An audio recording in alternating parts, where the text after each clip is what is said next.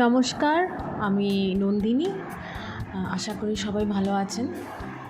অনেক দিন পরে আর একটা ভিডিও নিয়ে এলাম।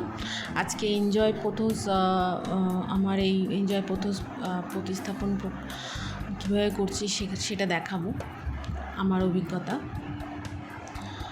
তো সেটার জন্য আমি এই নতুন এই মাগটা আমি আগে থেকেই নিষ্কাশন ব্যবস্থা করে রেখেছি। তো যেই ছিদ্রগুলো রয়েছে নিষ্কাশন ছিদ্র, সেই ছিদ্রের ওপরে আমি মশারির টুকরো দিয়ে দিচ্ছি, যাতে আমার জল নিকাশি ব্যবস্থা একদম সুন্দর থাকে, ভালো থাকে। তাতে আমার পোথোসের স্বাস্থ্য ভালো থাকবে, শেকড় ভালো থাকবে, জল ধরবে না, বেরিয়ে যাবে। তো এই দেখুন, এই ছোট্ট এই খেলনাটার মধ্যে আমি বেশ 2 বছর প্রায় হয়ে গেছে এই কাটিংগুলো আমি লাগিয়েছিলাম। খুব কাটিংটা তখন খুবই কয়েকটা কাটিং ছিল, তো একদম জঙ্গল মতন হয়ে গেছে। তো এটাকে আমি 2 জায়গায় ভাগ ভাগ করে লাগাবো, কেননা একটার মধ্যে এটা হবে না। তো এই দেখুন, এই আগাছাগুলোকে আমি তুলে নিচ্ছি, কিছু আগাছা হয়েছে। তো এইভাবে আমি এটাকে ভাগ করে নিচ্ছি, কাটার দিয়ে কেটে ভাগ করে নিয়ে আমি আলাদা করে নেব, দুটো ভাগ করে নিচ্ছি। এই দেখুন, এখানে আমি বসিয়ে দিলাম। তো আমি যে মিডিয়াটা নিয়েছি সেটা হলো আমার কোকোপিটের পরিমাণটা একটু বেশি আর মাটি কম, অর্ধেকের বেশি কোকোপিট নিয়েছি, তা বাকিটা মাটি আর ভার্মিকম্পোস্ট নিয়েছি।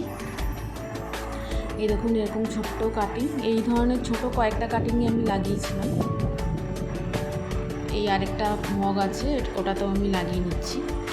আমি দুটো, সবথেকে বড় কথা হচ্ছে ছোট্ট দুটো কাটিং নিয়ে এসেছিলাম।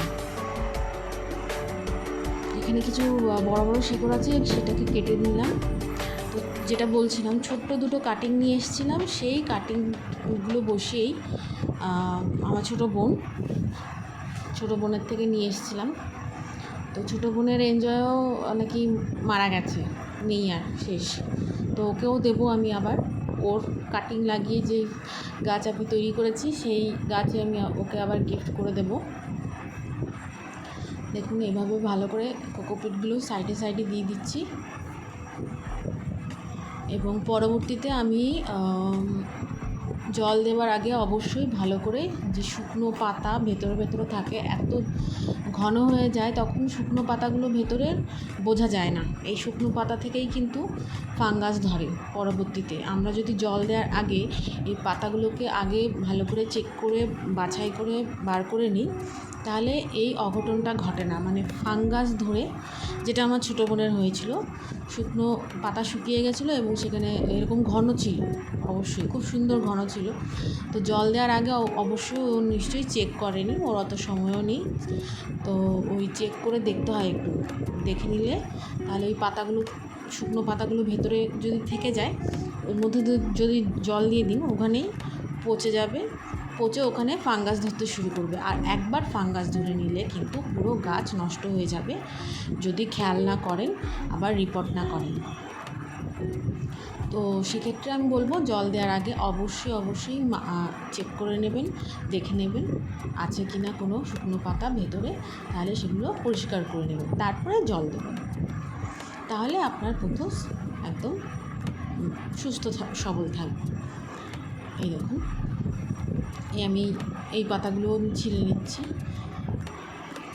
পুড়ে গেছে, এই পাতাগুলো অবশ্য পুড়ে গেছে, একটু রোদে, আমার তো পুরো খালি রোদ ছাদে থাকে, একটু ছায়া জায়গায় রাখি, যে মানে বড় গাছের নিচে আমি রেখে দিই। তা সত্ত্বেও যে এত গরম, সেই ছায়ার মধ্যে থেকেই সেই গরমে এই পাতার আগাগুলো পুড়ে গেছে। তো সেই পাতাগুলোকে আমি সরিয়ে দিচ্ছি। তো এইরকমভাবে আমি প্রতিস্থাপন করে নিলাম।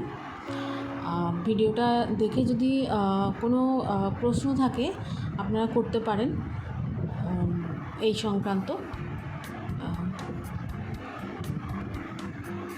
এই দেখুন এরকম ছোট্ট দুটো নোট, এই দুটো পাতা এরকম এইটুকু টুকরো আমি লাগিয়েছিলাম ছোটো বোন থেকে এনে।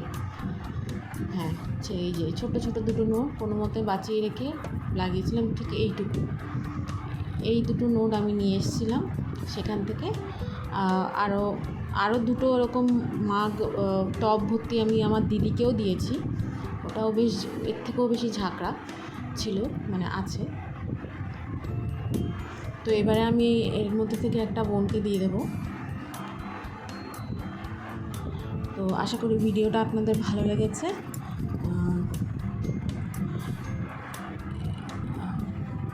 ভিডিওটা ভালো লাগলে একটা লাইক করবেন, কমেন্ট করে জানাবেন, আর অবশ্যই সাবস্ক্রাইব করে দেবেন।